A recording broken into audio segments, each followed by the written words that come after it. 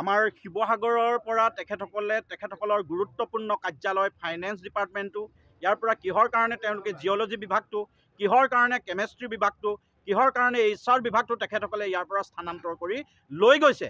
ইতিমধ্যে আমাৰ হাতত তথ্য আহি পৰিছে যে ONGCৰ ভিতৰৰ এটা বাহিৰাগত চক্ৰই ষড়যন্ত্ৰমূলকভাৱে ONGCৰ প্ৰায়সমূহ কাৰ্যালয় শিৱসাগৰৰ পৰা লৈ যোৱাৰ এটা পৰিকল্পনা কৰিছে।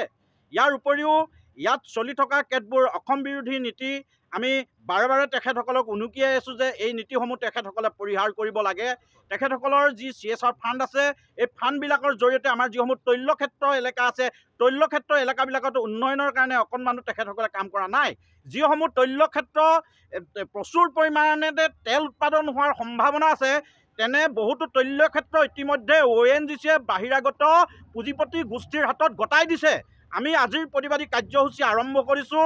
আমি ONGCক আমি সকীয়াই দিছোঁ যে যিসমূহ তৈলক্ষেত্ৰ ইতিমধ্যে পুঁজিপতি গোষ্ঠীক বাহিৰাগত গোষ্ঠীক গতাই দিয়া হৈছে সেইসমূহ তৈলক্ষেত্ৰত ONGCয়ে নিজৰ ফালৰ পৰা ইয়াতকৈ আধুনিক প্ৰযুক্তি ব্যৱহাৰ কৰি তেখেতসকলে নিজে তেল উৎপাদন কৰিব লাগে।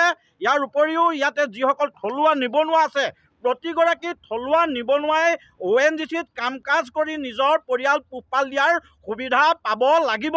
কেৱল মাত্ৰ মুষ্টিমেয় কেইগৰাকীমান ব্যক্তিকে ONGCৰ ভিতৰুৱা কাম কাজসমূহক আবণ্টন দি তেখেতসকলক ৰাজআতিথ্য দিবলৈ দিয়া নহ'ব। আমাৰ উঠি অহা প্ৰজন্ম অসমত ইতিমধ্যে বিশেষকৈ শিৱসাগৰ জিলাত বহুতো নিবনুৱা সৃষ্টি হৈছে। এই নিবনুৱাসকলক আগবাঢ়ি যাবৰ কাৰণে ONGCয়ে সুবিধা প্ৰদান কৰিব লাগিব। আজি প্ৰতিবাদী কাৰ্যসূচী আমি আৰম্ভ কৰিছোঁ। ইয়াৰ পিছৰ পৰ্যায়ত আমি আজি স্মাৰকপত্ৰৰ জৰিয়তে 10 দিনৰ সময়সীমা আমি নিৰ্ধাৰণ কৰি দিছোঁ। 10 দিনৰ ভিতৰত ONGCয়ে যদি কোনো গুৰুত্বপূৰ্ণ সিদ্ধান্ত গ্ৰহণ নকৰে তেতিয়াহ'লে আমি ONGCৰ সমূহ কাৰ্যালয়ত তলা বন্ধ কৰি দিয়াৰ ব্যৱস্থা কৰিম।